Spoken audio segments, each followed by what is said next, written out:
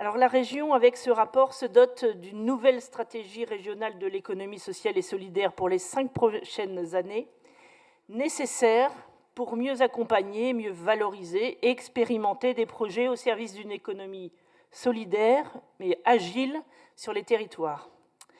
Alors un axe important du rapport concerne la volonté de la région d'engager les collectivités dans l'élaboration d'une stratégie de plan d'action en faveur de l'ESS.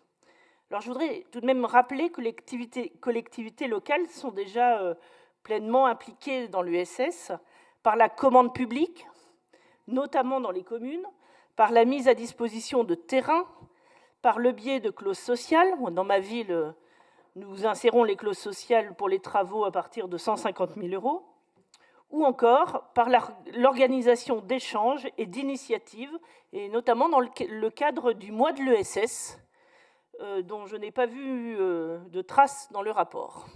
Ou alors j'ai mal lu, mais je ne crois pas. Mais c'est également le cas des aides économiques, aides aux TPE, et pour certaines intercommunalités, des aides à l'immobilier.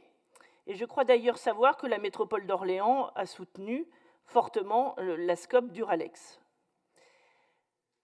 Nous savons bien sur nos territoires que l'ESS est indispensable pour nos concitoyens qui ont connu une rupture dans leur parcours de vie qui les a parfois éloignés de l'emploi, pour leur permettre de s'insérer à nouveau dans un parcours d'emploi, mais aussi dans la société. Les personnes doivent être prises en charge très globalement.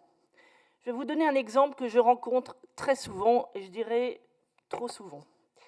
Une jeune femme qui, à la suite d'une rupture, se retrouve maman solo, sans soutien. Pour suivre son compagnon, quelques années auparavant, elle a quitté sa région, sa famille, ses amis, et se retrouve un peu déracinée. Alors, quand elle a un travail, et que la nuit, elle ne dort pas parce que son enfant a été malade, qu'elle ne peut pas le mettre à l'école le matin parce qu'il est fiévreux, qu'elle n'a pas ses parents à proximité pour le garder, elle ne peut pas honorer son contrat de travail. C'est la même chose si elle a une panne de voiture et qu'il n'y a pas de transport en commun. Des personnes sur le fil, comme ça, qui ont comme priorité d'élever leurs enfants, de remplir le réfrigérateur et de payer les factures, de conserver leur logement, leur véhicule, de vivre à peu près décemment, il y en a beaucoup. Elles ont besoin de temps, d'un accompagnement global, d'une solution de garde d'enfants, de mobilité, de soins, d'écoute. Et c'est ce que fait l'ESS. Les entreprises n'ont pas la structuration nécessaire dans un environnement concurrentiel. Le coût de la main-d'œuvre pèse sur la compétitivité et la rentabilité est nécessaire. Néanmoins, il est absolument nécessaire de créer des passerelles entre l'économie dite classique et l'ESS, qui apporte une solution aux chercheurs d'emploi et qui fait vivre également nos territoires. Les entreprises ont besoin de connaître les parcours pour comprendre les aides publiques versées, mais aussi pour qu'elles se projettent sur l'embauche de ces personnes à l'issue des parcours d'insertion.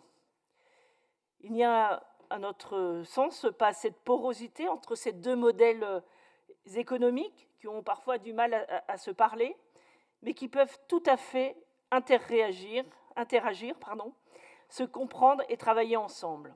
Le monde économique et l'ESS sont complémentaires et non contradictoires. Peut-être 2 petites propositions pour améliorer cette coopération. Dans la mesure 18, sur le travail prospectif, sur 3 filières, l'animation, le réemploi et le bâtiment, je vous suggère d'intégrer les organisations professionnelles des secteurs économiques concernés, et notamment les professionnels du bâtiment. Dans la mesure 20, sur le développement de la coopération économique territoriale, il nous semble judicieux d'associer et d'intégrer des représentants des entreprises locales. Nous avons besoin de plus de compréhension. Et pour terminer, je voudrais aussi vous alerter sur la nécessité de veiller à la viabilité des modèles économiques. Il ne faudrait pas avoir des structures de l'ESS qui apportent de réels services, mais qui généreraient des déficits structurels qui conduiraient à mettre à mal le travail engagé et la pérennité de nos structures. Je vous remercie.